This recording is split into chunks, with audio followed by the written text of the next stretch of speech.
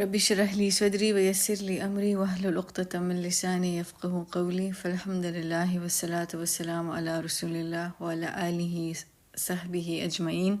ثم أما بعد، السلام عليكم ورحمة الله وبركاته. سورة الصاد آية نمبر 15. بسم الله الرحمن الرحيم.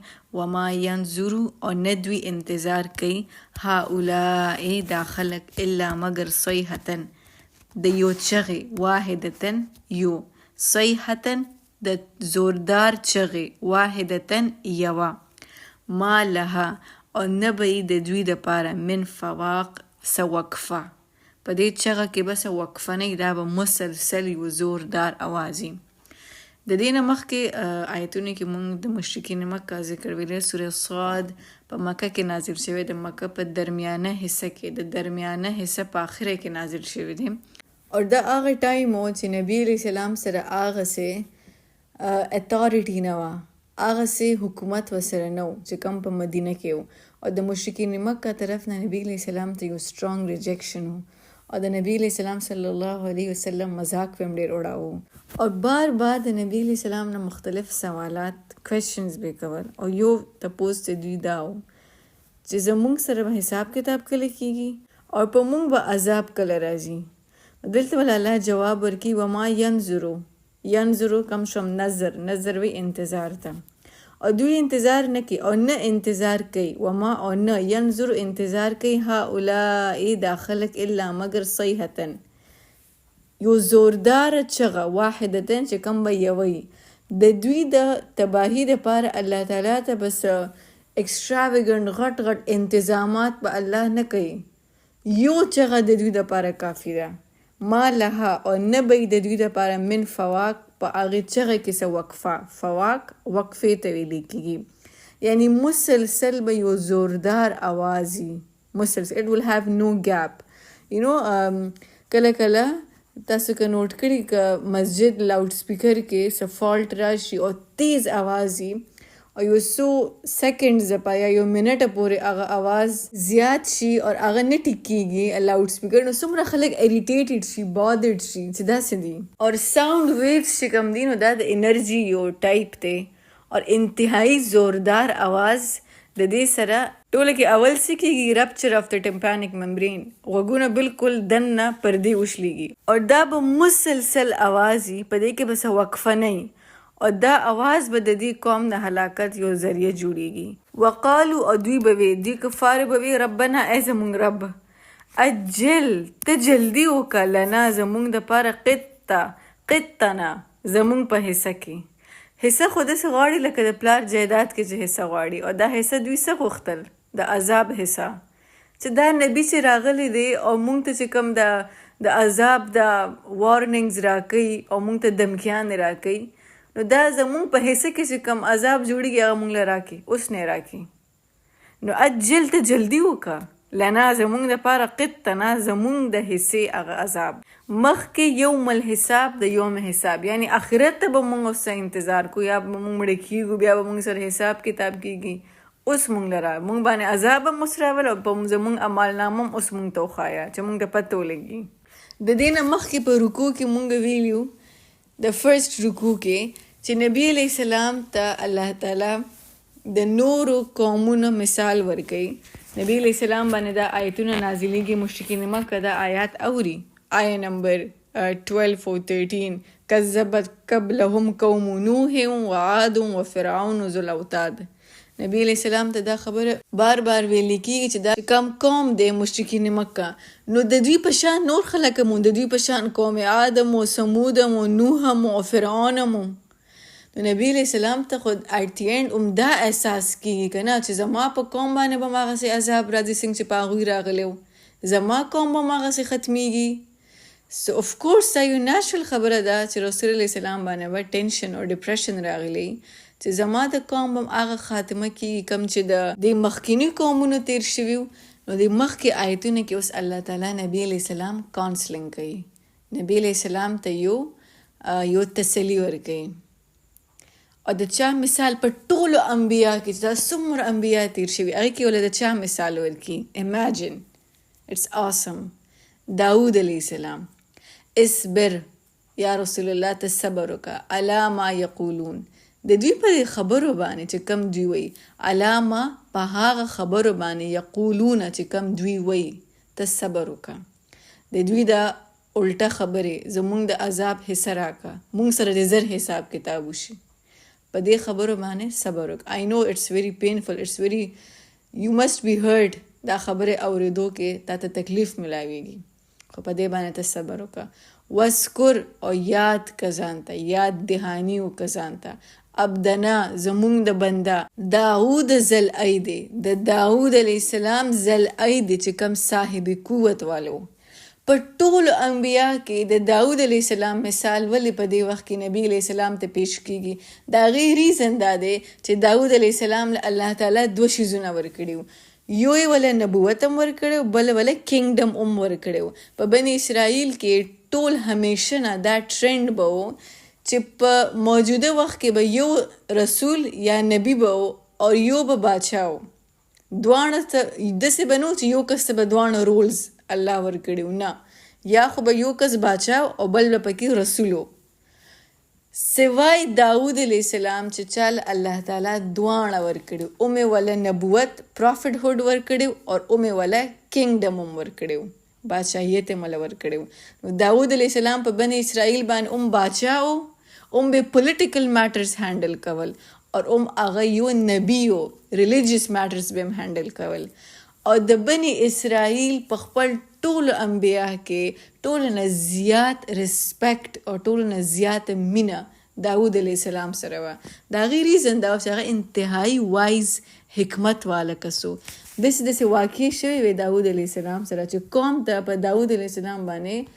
انده اعتبار او یقین و چې دا بالکل حق وي او دا بالکل جسٹ دی دا بالکل انصاف والا کس دی نو they had enormous amount of respect and honor for داود علیه السلام داسې مخکې وروسته د هغوی د یو نبي سره هم نه نه د یو بادشاه سره و خو داود علیه السلام بادشاه هم او نبی هم او د خپل قوم فیورټ په دې وخت کې ورته الله تعالی داود علیه السلام ځکه یادوي چې نبی علیه السلام ته یو تسلي ورکوي چې په تا به هم داسې وخت راځي چې ته به د یو ځي بادشاه ومې او تاسې به نبوت ومې او ته به د هغه خلکو محبوبې اشاره څه طرف ته کېږي مدینې ته چې په مدینه کې نبی علیه السلام ته yes of course he was a نبی یو رسول هم and a ruler too مدینې په خلکو باندې حکومت هم کړی چې کله د نبی علیه السلام هجرت کېدو هغه وخت کې یو منافق عبدالله بن ابی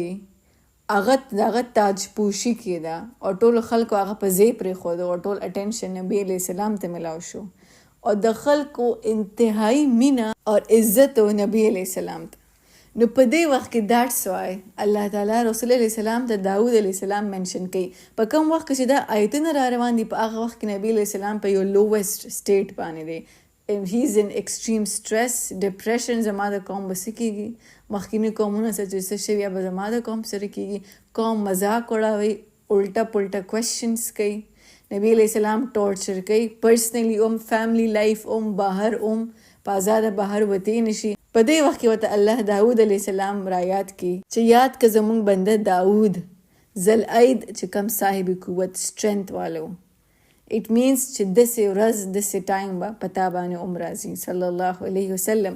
Let's talk a little bit about the strength of داود علیه السلام چې داود علیه السلام کم قسم پرسنالټي و دغه مفسرین بیانوي چې داود علیه السلام الله تعالی ډېر زیات همت او طاقت ورکړو او دا همت او طاقت داغه په فرمانبرداري کې in his obedience to Allah د الله عبادت هم ډېر زیات همت غواړي هر کس نشي کولی څه خلک به مشکله تش فرض منځو کې څومره ځله ما خلک اورېدلي چې سنت پرېږدي سنت ته څنګه پرېږدي د سنت ستا د فرض منځ د قبلېدو دپاره شرط هی سنت دی چې ته سنت وکړې نو تا خپل فرض ګر چاپېره نه محفوظ کو که ته 100% اکیوریټ فرض منځ کولی شي چې کوم کې ته خپل برین هم بالکل سټاپ کړي ستا سوچ هم اخوا دیخوا نه ځي ته 100% په خشوع کې یس بیا ته سنت پرېږده but we as a human موږ دپاره humanly possible نه ده چې موږ هغسې مونځ وکړو ځکه زموږ دپاره سنت ضروري دی سنت زموږ فرض مونځ هغې نه ګر چاپېره یو محافظ شي سو لایک ستا خلکو دپاره دام ګرانې، روجې نیول ورته ګرانې. لایک ان شارټ عبادت ګران کار دی. عبادت سټرنث غواړي، عبادت قوت غواړي. sometimes عبادت یو موډ هم غواړي، ستا یو طبیعت هم غواړي. بٹ داود علیہ السلام د عبادت په باره کې یو حدیث دی، نبی علیہ السلام ارشاد کړي احب الصلاة الی الله صلاة داود علیہ السلام و احب الصیام الی الله صیام داود علیہ السلام. الله ته ټولو کې محبوبه منځ هغه د داود علیہ السلام منځ و، او په ټولو کې محبوبه روجه هغه د داود علیہ السلام روجه وه. احب الصلاة و احب صیام. د داود علیہ السلام د روجې په باره کې ویل کېږي چې هغه به یو ورځ روجه نیوله او یو ورځ به وقفه کوله، بیا روجه بیا وقفه، مطلب الټرنیټ ډیز باندې به روجه نیوله او الټرنیټ ډیز باندې به روجه نه نیوله. اینډ د داود علیہ السلام د منځ په باره کې ویل کېږي چې هغه به د شپې 3 حصې جوړې کړې. اولنۍ حصه به داود علیہ السلام په آرام کې تېره کړه، دویمه حصه به داود علیہ السلام په منځ کې تېره کړه، او دریمه حصه به د دریمه حصې 1/6 پارت هغه به داود علیہ السلام په خوب کې تېره کړه. دا پیټرن د الله ډېر خوښ و. الله loved it.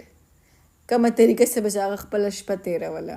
د دې نه علاوه داود علیہ السلام په خپل استغفار کې او په معافي کې او په رجوع کې ډېر زیات کنسسټنټ و، ډېر زیات کنسسټنسي وه. اواب انه بېشک هغه خو اوابن ډېر زیات رجوع کولو والا و. اواب. داود علیہ السلام په پرسنالټي په باره کې دا ده چې داود علیہ السلام به الله نه هر ټایم معافي غوښته. هی واز ا نبی، د ګناهونو نه معصوم، اینډ د دې هر څه باوجود هغه اواب و. بار بار الله ته رجوع، بار بار الله ته رجوع، په کانسټنټلی ان د سټیټ اف استغفار. نو الله نبی علیہ السلام ته وی اصبر، ته صبر کوه علی ما په هغه خبره باندې یقولونه چې کوم دوی وی. وذکر او یاد که عبدنا زمونږ بنده داود علیہ السلام ذل اید چې کوم صاحب قوت والو، انه بېشک هغه اواب ډېر رجوع کولو والو. داود علیہ السلام چې کله د الله تعالی تسبیح کوله نو هغه به یو ډېر خوږ اواز کې د الله حمد و ثنا بیانوله، تسبیح به کوله، او د هغه په اواز کې به आवाज में आवाज मिला के ټول پهاړ چرند پرند ټول به د داود علیہ السلام سره په دې حمد و ثنا کې حصہ اغستا. د داود علیہ السلام د आवाज په باره کې یو واقعه ده چې نبی علیہ السلام یو ځل د ابو موسی الاشعری تلاوت واوریدو او ډېر زیات په خوږ ولګېدو او ورته وی ستا خو ډېر ښکلی आवाज دی، تاله خو الله هغه ښکلی ګفټ درکړی دی چې کم الله د داود علیہ السلام خاندان له ورکړی و. یعنی د داود علیہ السلام خاندان نه مراد داود همسلف چې کوم داود علیہ السلام له ورکړی و، یعنی د خوږ आवाज دا ګفټ. نو ابو موسی الاشعری ریمایندډ نبی علیہ السلام اف داود علیہ السلام. دا هغه आवाज چې واوریدو د داود علیہ السلام आवाज سره کمپیر کو چې ستا خو هغه څه ښکلی आवाज دی. The Dawud alayhi salam awaz was very beautiful, one of the most beautiful voices. The inna beshak munga sakharna, munga tabe ko aljibal pahad. Yani the patasbih ke ba دوی د داود علیہ السلام سره حصہ اغستا معه د اغسرا یسبحنا اغیب تسبیح بیان ولا بالعشی د شپې والاشراق او د سحر په ټایم کې. نو صبح او شام کی دعا طرف ته اشاره ده، صبح او د شام منځ طرف ته اشاره ده چې په دې وخت کې د الله تسبیح بیانول. د سحر په وخت کې چې څوک 100 دفعه سبحان الله وبحمده دا اووی، صرف یو تسبیح 100 times. نو حدیث د نبی علیہ السلام چې د هغه که دومره ګناهونه چې د سمندر د پوره فوم، سمندر د بره یو فوم جوړي، که سمندر د فوم عمره ګناهونه هم د هغه ای نو هغه ټول د دې یو تسبیح سره ختمیږي. په دې باندې به مشکله 4 منټې لګي، 4 to 5 minutes. دومره لوی ثواب نه ځان نه دی محروم اول پکار. او ثواب څه؟ وایپینګ اف د سینز، ګناهونه ختمېدو نه. اینڈ مایند یو دا د ماینر سینز خبرې کیږي، د ګناه صغیره خبره کیږي، په دې کې ګناه کبیره نه راځي. ګناه کبیره د لپاره پراپر استغفار کول دي او د الله نه معافي غوښتل دي. صبح او شام چې څوک دا تسبیح وای نو د هغوی ټول ماینر سینس مټاویږي، ټول ماینر سینس. نو ان بېشک مونږه سخرنا تابع کړو الجبال، مونږ تابع کړو پهاړ، ما هو د هغه سره، یعنی د هغه سره په حمد و ثنا کې به حصه اخیسته. یسبحن هغوی به تسبیح بیانوله بالعشي د شپې والاشراق او د سحر. والطیره and not just mountains بلکې والطیره پرندې birds تابع محشورتن جبکې هغوی به جمع کېدل کله ټول له د هغه سره، یعنی د داود علیه السلام سره. والطیره اور پرندې محشورتن جمع کېدل به کل ټول له د داود علیه السلام سره. اوابن اور ډېر رجوع کولو والو، یعنی پهاړ اور پرندې دا ټول به داود علیه السلام ته اول رجوع وکړه. اینڈ د داود علیه السلام ته رجوع کولو نه مطلب چې الله ته به رجوع کوله.